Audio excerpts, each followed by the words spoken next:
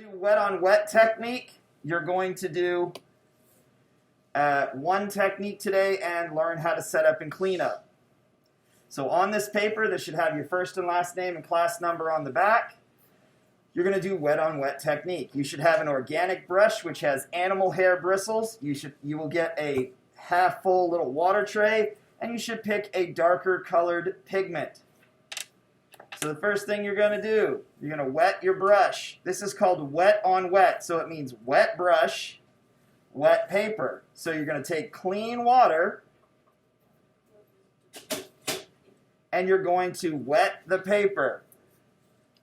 Now, you don't necessarily want a puddle, but the paper should be dampened, moistened until it can absorb the pigment.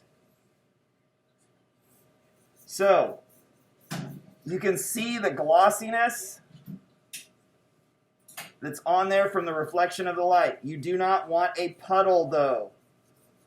So, to avoid having a puddle on your paper, you squeeze out. I'm going to put this down here where there's a little more contrast. You can squeeze out any extra water and you'll see it drip into the little container. Then go over the paper and just absorb any place where it's buckled a little bit and there is a puddle that's settled into some of the empty space. It's going to buckle a little bit. This isn't really watercolor paper. Next, you're then going to, now that your paper is wet, you're going to wet your brush again, get some water on it, doesn't have to be dripping, and you're simply going to rub the bristles into the pigment square.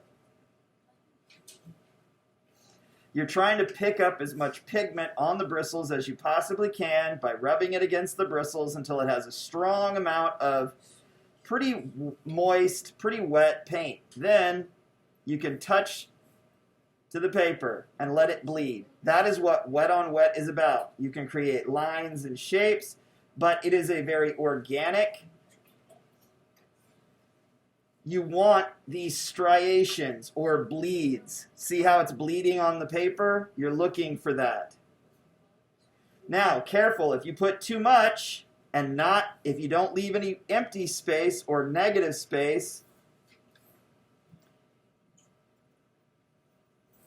it'll all just run together.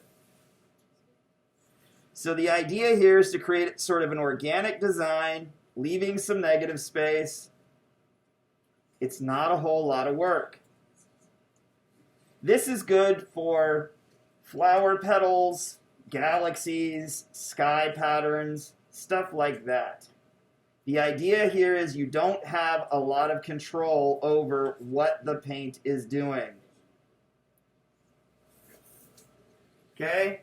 We are looking for that sort of thing there, where it's going to bleed out and create these sort of fractalizations or striations on the paper.